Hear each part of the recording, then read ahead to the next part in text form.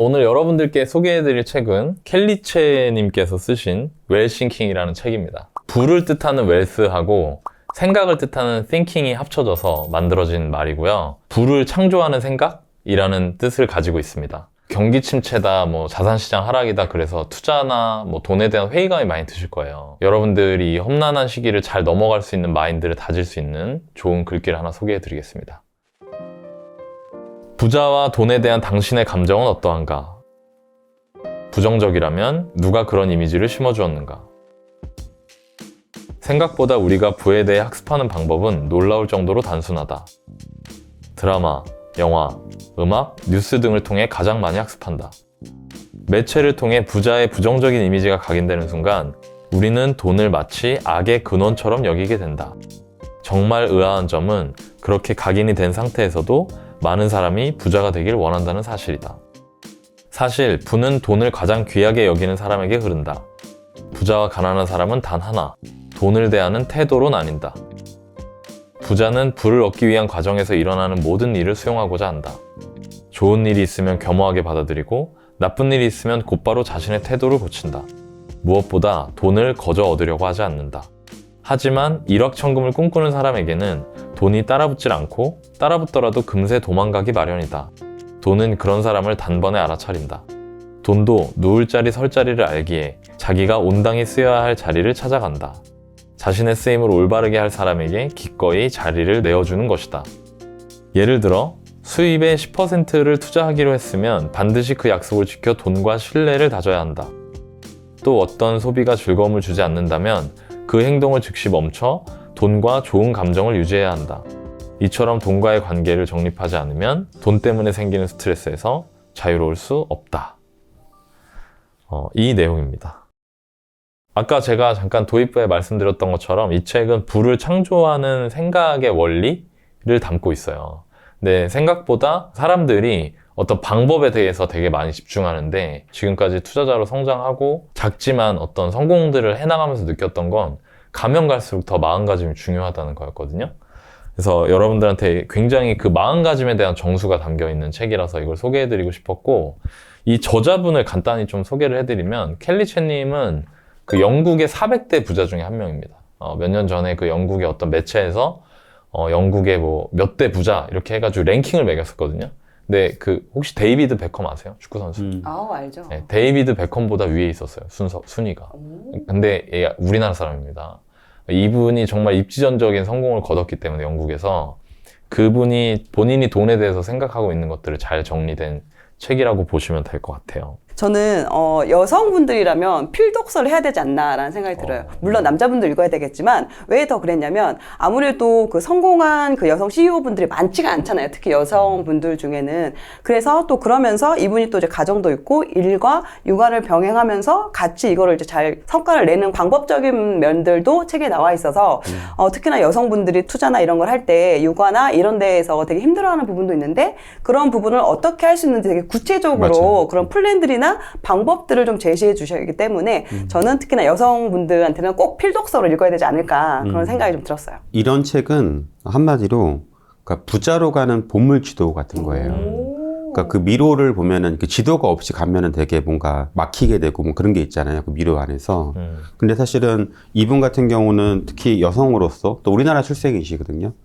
근데 유럽에서 그렇게 수백 대 부자가 될 정도의 그런 경험들을 거기 과정에서 어떤 어려움이 있을지를 하나하나 되게 잘 담긴 거고, 나혜님이 아까 그 말한 문장들 있잖아요. 그게 정말 한 문장 한 문장 다 의미가 있는 거예요.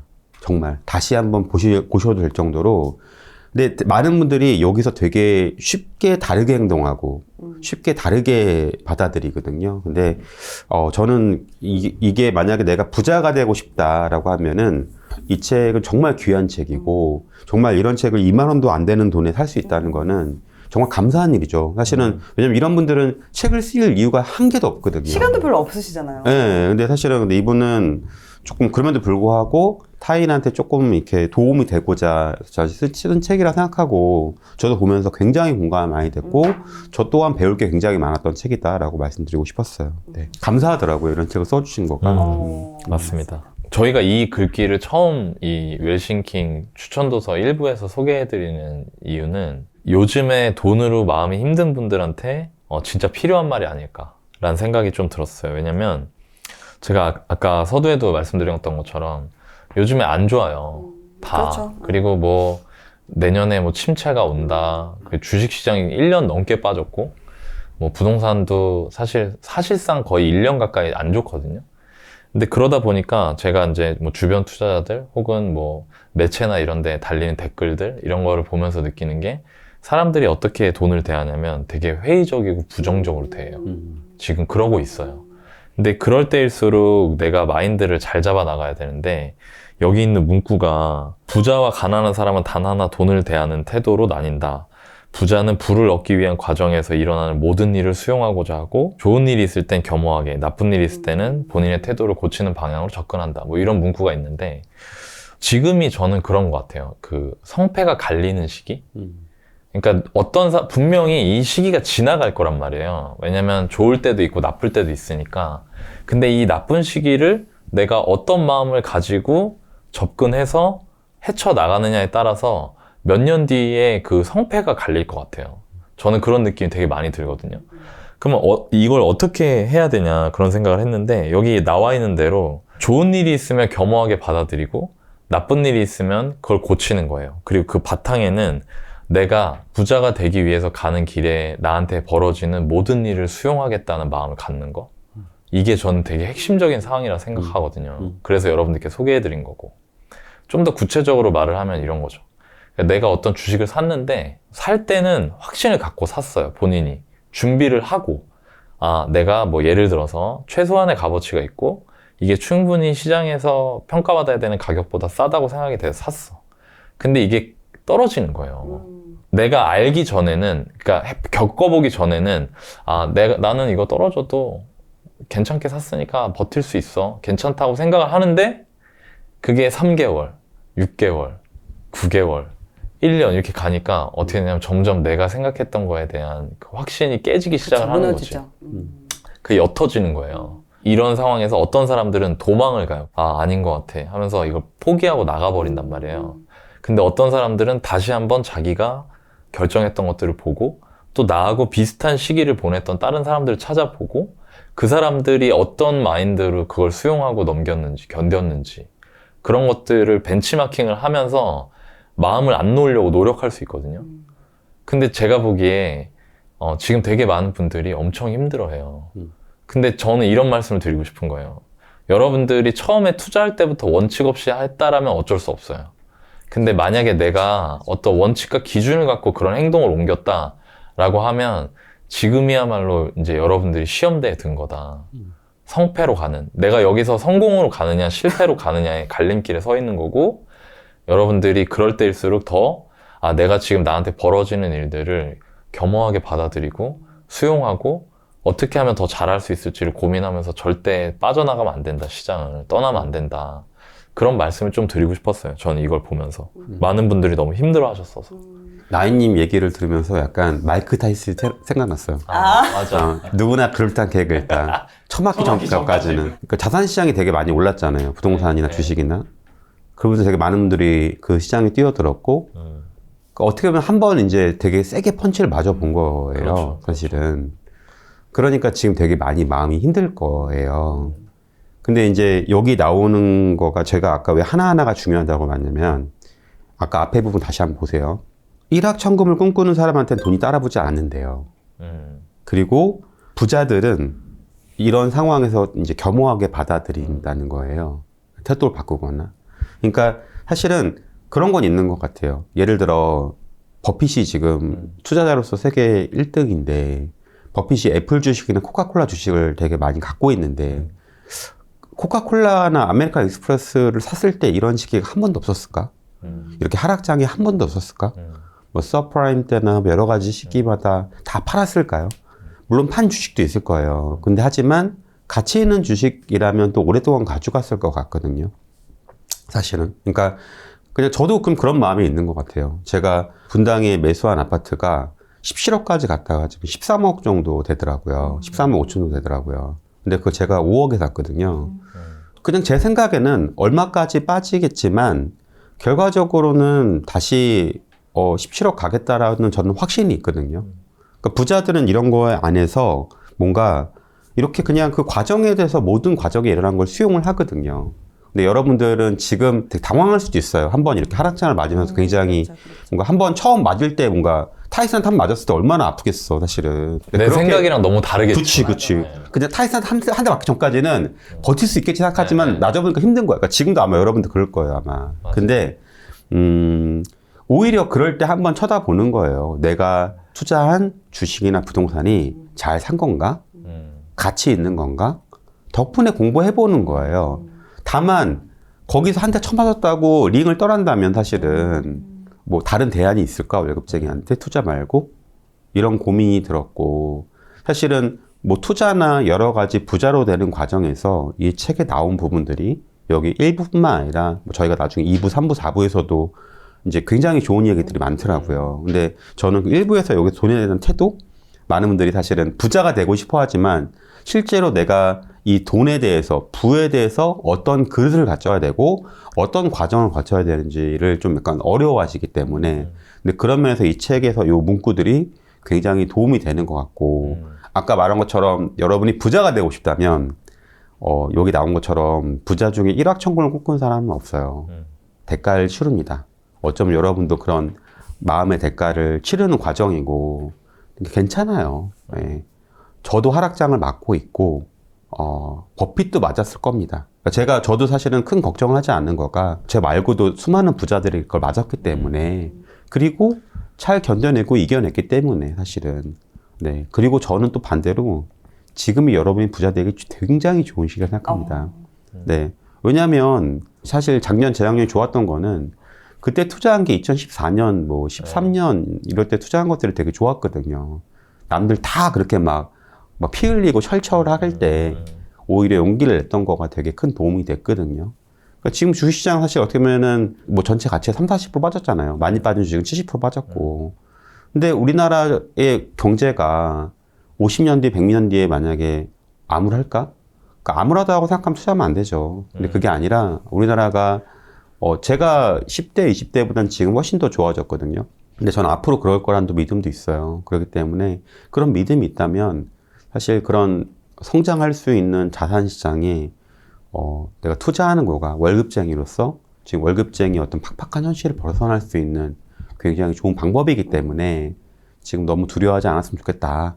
그리고 부자들은 이런 태도로 임했다라고 생각이 들었고 이 내용들이 굉장히 공감이 많이 됐습니다. 저도 투자자로서 좀 얘기를 해보면, 저도 2년 전에 이제 역전세가 수도권에 2019년에. 2018년, 19년에 역전세가 상당히 이제 물량이 많아서 엄청 났잖아요. 근데 저 처음 2016년 투자할 때, 당연히 전세 주고 이제 사면은 전세가 이렇게 전세 증액분으로 올라가서 재투자할 수 있겠지라는 그런 기대감에 투자를 시작을 했는데, 이게 시간이 지나면서 18년, 19년 재계약할 시점에 오히려 역전세가 후루룩 오는 거예요. 막 4-5건씩. 그러면서 그때 제가 느낀 게, 물론 이제 그때 당시에 그래도 이제 잘 협상도 하고 또 돌려줄 건 돌려주고 해서 잘 넘어오면서 그때 제가 느낀 게, 이렇게 투자하면은 잘못하면 진짜 훅 갈 수 있겠구나. 그러면서 그 이후에 투자를 할 때 더 조심을 했던 것 같아요.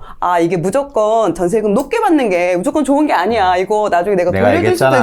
맞아. 근데 투자 처음 시작할 때는 최대한 그 투자금을 적게 하고 싶어서, 그리고 또 이렇게 자랑할 맛도 나잖아요. 그런 게 있어서 했는데 아니더라고요. 결과적으로는 이 시장이 또 어떻게 변할지 모르다 보니까 그래서 추후에 투자를 할 때는 좀 더 조심하게 접근하고 좀 더 보수적으로 전세가도 책정을 해야 이후에 어떤 시장 상황이 변화하더라도 그걸 내가 대처할 수 있고, 그리고 또한 대출받아서 그리고 여윳돈이 아닌 돈으로 투자한다는 거는 정말 위험하겠다. 내가 만약에 그때 당시에 대출이나 이런 걸로 비트로 투자했더라면 내가 그 또한 견디질 못하겠구나 라는 생각이 들면서, 지금 다시 또 시간이 지나서 이제 역전세나 이런 이야기가 또 많이 들리잖아요. 그러니까 이전에 라이브 때 노바님께서 코코지 지금 걱정되는 물건이 있냐고 물어봤을 때 제가 좀 자신 있게 아니오라고 말씀을 드렸던 이유는, 그때 2018년, 19년에 그 겪은 게 있다 보니까 그 이후로 되게 조심하고 보수적으로 접근을 했기 때문에 오히려 지금 이런 시장에서도 좀 잘 버틸 수 있고 이 시장을 떠나지 않고 이렇게 할 수 있지 않았나라는 생각이 들더라고요. 그러니까 지금도 여러분이 보실 때,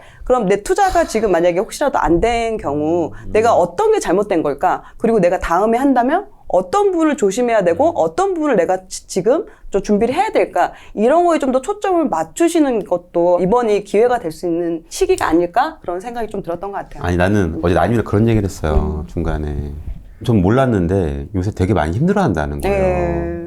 그래서 왜 그러냐니까 이제 뭐 사실은 지금 뭐 안 좋잖아요. 네. 가격도 그리고 뭐 두려움이 많잖아요. 네. 지금 떨어지니까 지금 사는 게 맞냐, 뭐 지금 뭐 지방이나 수도권에 사는 게 맞냐 이런 얘기를 막 하잖아요. 또 이럴 때는 또 막 시장이나 모든 언론이 득세해가지고 하면 안 된다라고 얘기를 해요. 맞아요. 근데 이제 내가 나님한테 했던 얘기가 그 얘기했던 거야. 계절에도 봄, 여름, 가을, 겨울이 있잖아요. 그러니까 시장에도 봄, 여름, 가을, 겨울이 있고 겨울 지나면 봄 오는 건데 저는 사계절을 아니까 그 순리대로 가는 거라 생각하고 겨울 지나면 봄 오니까 걱정하지 마라고 했는데 그때 19년에 되게 많이 떠났어요. 엄청 제자분들이 맞아요. 두려워서. 근데 그 친구들이 나중에 되게 많이 아쉬워했어요. 왜냐면 2019년에 그때 계속 했던 친구들은 20년, 21년에 너무 좋았거든. 사실은. 근데 지금도 제가 볼 때는 그냥 시장이 봄, 여름, 가을, 겨울처럼 여름처럼 뜨거울 시장도 있고 사실은 이렇게 차가운 시장도 있거든요. 근데 그런 부분들에 대해서 막 내가 너무 겁먹고 이제 또 그런 거가 걱정되고 지금도 사실 크게 걱정할 필요 없다. 겨울 다음엔 봄 오니까. 예, 근데 조금 그런 부분에서 너무 이제 두려워하고 그러면 사실은 그분들이 만약에 지금 시장 떠나고 나서 다음에 봄, 여름 때 기회 잡냐? 절대 못 잡아요. 예, 본인이 꼭지 잡는 거지, 이제 그때는. 남들 다 살려고 할 때. 그게 저는 사실 보면서 왜 이렇게 안타까울까? 반대로만 하면 되는데, 사실은. 차가울 때 사고, 뜨거울 때 팔면 되는 건데, 왜 그렇게 반대로 할까? 저는 그게 조금 이렇게 안타깝더라고요. 갑자기 왜 이렇게 이 부에 대한 태도를 얘기하다가 하락장을 얘기하나라고 할 수도 있을 거예요. 근데 여기 나온 것처럼 부자들은 돈을 거저 얻으려 하지 않고 사실은 돈을 얻기 위해 어떤 대가나 이런 상황을 처할 수 있는지를 잘 알고 있거든요. 그래서 뭐 부자들이 어떤 관점과 어떤 태도로 이런 시장들을 임했는지, 이런 상황들을 임했는지를 알려드리려고 저희가 좀 말씀을 드렸어요. 네. 제가 지금 두 분 얘기 듣다 보니까 그 생각이 나는데 운전을 해서 출퇴근을 하거든요. 되게 몇 년 동안 했고 원래는 이제 서울의 저 끝에 살았어요. 거기서 강남역까지 매일 출퇴근을 하는 거예요. 빨리 오면 1시간, 오래 걸리면 1시간 반 이상 걸렸었거든요. 근데 이 참 운전이 재밌는 게 사람들이 모여서 하는 거라서 그런지 그 안에 세상의 이치가 좀 있는 것 같아. 그러니까 뭐냐면 이런 거거든요. 그러니까 여러분이 투자로 내 목표를 달성한다. 예를 들어서 얼마를 벌겠다. 아니면 언제까지 뭐 내가 은퇴를 하겠다. 경제적 자유를 달성하겠다. 이거는 마치 저기 강서구 방화동에서 강남역을 가는 거랑 똑같은 거거든요. 근데 가는 길이 차가 안 막히는 길도 있고요. 막히는 길도 있어요. 맞아요. 항상. 그러니까 이걸 알아야 된다는 거지. 내가 강남역까지 가려면 어찌됐건 간에 차가 안 막히는 길도 가야 되고 막히는 길도 가야 되고 그리고 결국에 거기 도달할 때까지는 그 두 개를 다 겪어야 된다는 거예요. 근데 사람들이 어떠냐면 막히잖아요. 그럼 어떻게 하는 줄 알아요? 급한 사람들은 차선 바꿔. 유턴해. 유턴하고 막 빠져. 다른 데로 더 막 오래 가. 근데 더 오래 걸리거나 심지어 못 가. 약속 시간까지 못 가는 거예요. 근데 어떤 사람들은 지금 당장은 여기가 막히지만 차로를 알고 있고 경험이 있는 사람들은 여기선 4차로가 더 항상 차가 없어. 4차로로 가다가 2차로로 옮기고 어느 지점에서 2차로로 옮기고 이런 게 있거든요. 근데 이게 뭐냐면 뭘 의미하는 거냐면 지금 너바나님, 코크님 제가 하는 얘기의 핵심은 뭐냐면은 여러분들이 겪어야 할 시장이라는 거예요. 지금 이게. 여러분들이 경제적 자유로 가기 위해서 반드시 겪어야 되는 상황이라는 거예요. 지금이. 그러니까 지금 중요한 거는 이겁니다. 이거. 내가 투자를 했던 그 내 투자 원칙. 저 같은 경우에 개인적으로 이게 어느 정도의 값어치가 있고 그 값어치에 비해서 시장에서 낮게 평가받고 있는 가격대일 때 그 시기에 샀다면 흔들리지 말고 버티셔야 돼요. 지금은. 그게 지금 마치 차가 막히는 데서 다시 차가 안 막히는 구간에 도달할 때까지 천천히 가고 있는 거라고 생각하시면 되거든요. 그러니까 그런 마인드로 하시면 좋을 것 같고 그 마인드에 대한 문구가 아까 제가 말씀드린 거 부를 엮기 위해서 일어나는 과정에서 모든 일들을 다 겸허하게 수용하려고 한다는 이 부자의 태도하고 연결되는 부분이니까 그렇게 한번 좀 힘든 시기 잘 이겨내셨으면 좋겠습니다. 네. 여러분 돈 얼마나 벌고 싶으세요? 여러분이 원하는 딱 그만큼 돈이 여러분한테 갈 겁니다.